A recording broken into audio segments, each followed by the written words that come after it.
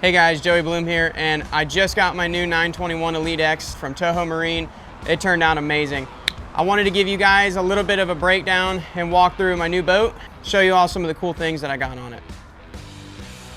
Gotta have the steps on the bass boat for traveling. I'm gonna tell you right now, not every ramp is perfect, okay? So definitely have to get one of these.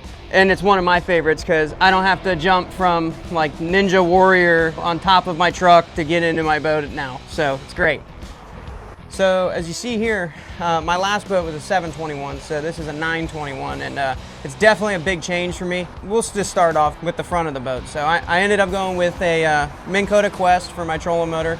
Used it on my last boat and it was absolutely incredible. It was super durable.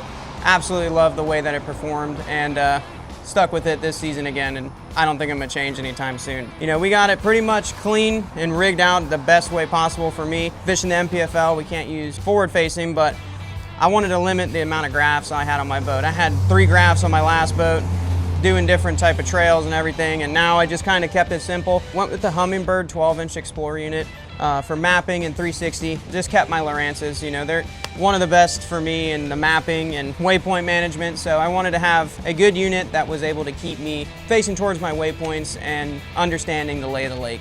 So on the new 921 Elite X, what I've noticed so far is that it comes with a day box. Okay, for me, the day box is a big player, considering that I have a lot of baits that are getting thrown around every tournament. And when it comes tournament time, I want to have a specific area for me that I can put my baits in and just have ready anytime I need them. So as you see here, I mean, it's got this little cubby holder, and I can put all my tournament baits that I want to fish with for the day in this. And when you take it out, it's got extra storage too. So I used it to keep all my little, like, you know, hook binders and everything in there, just kind of keep it as organized as possible.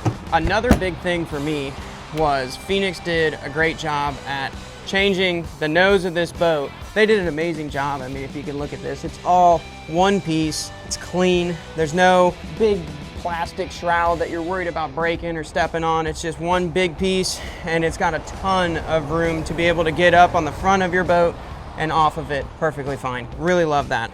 Let's move into the big compartment. As you can see here, I mean, this is about as organized as I'll ever be going into a tournament, okay? So I really like the way that they built this boat out. You got the slide drawer, my favorite. Put all my little boxes and everything in it, you know, like my weights and, you know, all my little tiny things that are such a pain to store and have organized. And I mean, it fits. I don't even know how many boxes are in there, but it fits a lot of boxes. That's really what I like to have. You know, I carry a lot of tackle with me, especially traveling, and you know, I don't want to carry that much tackle tournament time, but when I'm practicing, you want to be able to have everything in your mind or every bait that you have in your boat, because you don't want to miss out on anything. So having this extra space in the boat and being able to utilize it is really, really key for me, and really why I love this thing. Rod lockers are pretty much the same. You know, they didn't really change much, but it's clean. I love it. I'm ready to put all my rods in it and go catch some big bass. Now, we're gonna move to the middle of the boat, and I rigged it out pretty much the same as the front. I got a 12-inch Explorer and a 12-inch Lowrance. I'm gonna be running the Explorer. This is my first year actually running Humminbirds on a bass boat. We're gonna be running it for the mapping and the side scan, and the Lowrance is gonna be the same, kinda. I really like the Humminbird side scan. I think that the image is a lot clearer. The Lowrance has a really good side imaging as well, but after testing and being in a couple different boats with the Humminbird, I really, really like how clean and crispy the side scan is, especially for what I'm doing traveling. But we're gonna get into the seats. So Phoenix actually raised these seats. So on the older Phoenixes, they were lower and it felt like you're sitting in a space shuttle, but they actually raised these seats a lot higher, and I love it. I mean, this is my office, so being able to, you know, sit down and be comfy and drive around and figure out what I'm doing for the day is the #1 thing for me. You gotta be comfortable in your boat and understand that, like, if you're not comfortable, it's pretty hard to be in it all day. So they did a really good job at that. You know, Toho Marine rigged it out incredible. I mean, they did everything, all the bells and whistles, wired it, all of it. They did an incredible job. And, oh, I almost forgot. I got my little drawer right here, okay, which Phoenix built in these newer boats, and this is awesome. You know, it to me, I get it, it's a drawer. You're probably like, you know, this guy's crazy. It's just a drawer. I don't know what he's going on about. But these scales and everything, they're just so awkward to store.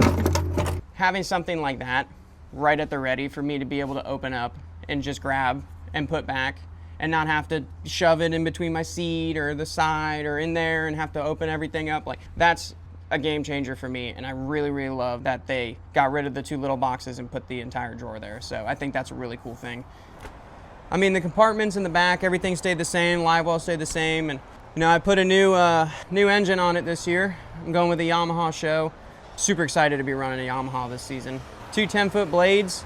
I rigged this boat out exactly how I've always wanted to rig out a dream boat, and I'm excited to get it on the water and put some big fish in it this season. So let's see if we can do it. I hope you guys like my walkthrough of the boat, and if you got any questions, just leave them in the comments and I'll gladly answer them, I promise. I got to figure out if we can put some big ones in this boat. Do you think I can, Nick? Easy, bro.